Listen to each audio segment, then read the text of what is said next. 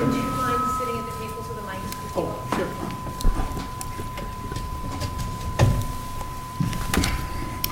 sure. Okay.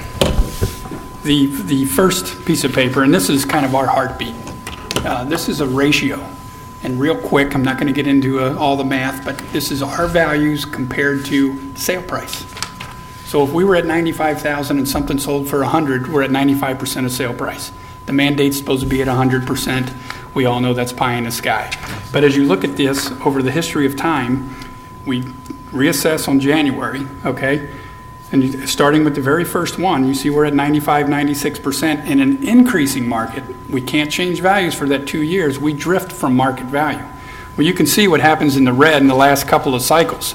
And if we kept our values the same as what we had in 11, we would be over predicting.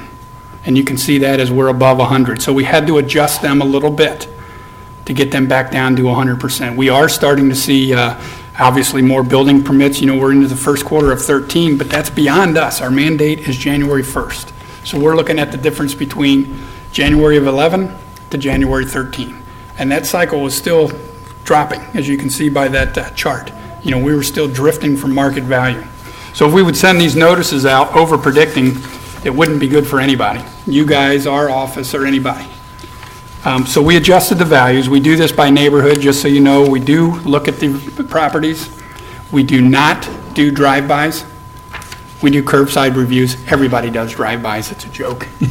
I mean, it is. You have to value that way, and you have to look at property that way. But the second sheet is an overall. This is our preliminary value. And what this displays is by school, city, and fire. And you can see the overall percent, the overall restriction in the county's values at about 4%. It varies from school district to school district. I think Howe had the biggest, but you can expect that they got a lot of the housing stock. They also have a lot of the upper priced houses. So they're going to see the biggest decrease. And again, it was only about 5.5%. Now with this preliminary value, you know that they have the ability, as you guys probably just decided, to set their own rates.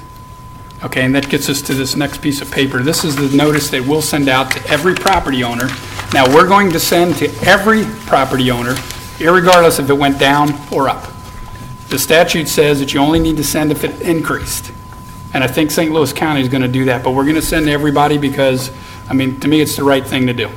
So everybody will get a notice on their valuation for 2013. And along with that, they're going to get this document here, this property tax liability notice, and if you understand this, you can probably launch the space shuttle. There's not many people that read it, but there's a lot of information on here. And what this displays is everybody that you pay a tax to, their rates and their history is on here. Their ceilings, what they're projecting to do for 2013, and we even went an additional column and put a percent difference. So a taxpayer can easily discern what that rate's doing up or down. And as you probably know, on some of the districts, if it constricts and they have room to increase their levy, they may be doing that. And the big ones are the school districts, obviously. They 75% of a person's tax bill. So you're going to hear that my value went down, but my tax either stayed the same or could have increased, and that is very possible. And it's not an unexplained phenomenon here just in St. Charles County. It's happening all over St. Louis County as well. So with that, I mean, a few other things, personal property related. We took all of our hits back in 2010 with that VIN. That's over with. And I'm happy to say that we've got accurate descriptions on the personal property. We also have the personal property accounts tied to a location on where those people actually live. So from a standpoint of making sure that all the assets are categorized in the right school, city, and fire, we're way more confident than we were years ago. We have the ability to tag those parcels with the GIS map. So it's big strides. You know, I don't know that anything else is going to change. We still have the variations from NADA. They publish the data. We import the data, and it is what it is. I mean, if things increase, they increase. If they decrease, they decrease. You know, we're not going to suppress any information or anything like that. We're leaving it raw.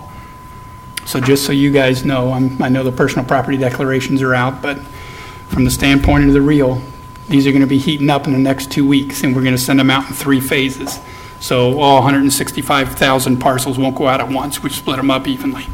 So we can try to control we don't expect We're expecting a bunch. I don't think my gut's telling us we're not going to have an inordinate amount of hearings just because that people are seeing that the real estate market's turning around. They're going to look at their notice. It's going to be reasonable and probably go on their way. We'll still have the habitual ones in that we get every cycle, but that's just the way that goes. But we'll have hearings every 15 minutes, Monday through Thursday, from April till probably first week of June. So most people have an opportunity to come in and sit down and go over informally just what the value of the property is. Any questions? Yeah, when people come, you say every 15 minutes, they don't have to have an appointment. Well, they do. They do, okay. But, we also allow for walk-ins. Okay. We schedule rigid appointments for most of our appraisers, but then we have 1 or 2 guys each day that take walk-ins. So if somebody just wanders in off the street, or maybe they're down doing business in another department and say, to check on that, we handle them. We don't turn anybody away. And the website's got a ton of information on it too. I mean, if you get a chance to use that, the map and the information that's out there is pretty big. They can kind of reach their own conclusions. And to me, it's free data hygiene. The more we put out there, the more people look at things and call us with information that may or may not be right. It's good. It's a good way to clean your data. Questions? I got to compliment the website because it is a lot easier to see what your neighbors are paying and how you relate to them. I mean, Right. 'cause ultimately it's real estate's location, right. and a lot of our housing stock is pretty homogeneous within the neighborhood. So when you can check and see where they're at and see if you're in line with them, I think that you're right, that solves most of the problems there. Right, and it's math. I mean, if there's a variation, there's something. Either you have basement finish that we don't know, or vice versa, or we've got some incorrect information, but there's usually something different. And we can figure that out just by going through each property. Did you see the sales slider out there? Thanks to Jen pushing that out. Have you seen that sales slider? No, I haven't. Oh, it's awesome. I mean, you click on that and you can open up a range of sale prices and it populates on that map immediately. No kidding. And then you just mouse over, it'll give you the sale date and sale price. It's very intuitive and quick, so they can make a decision and move on. Sale prices in your neighborhood? Yes, Okay. or wherever you're at in the map. I mean, Okay. anywhere. So it's pretty neat. Kind of like real estate comps that a real estate agent would do. Exactly. Okay. Anything else? If you get citizens that are all cranked up, give them to us. I like it. I like them to come in. I mean, I'm serious. When they walk out, they usually understand, and it's all okay. There's no game playing. It is what it is. Thank you. Thank you. Thank you. Short and sweet. I think that's it for the work session.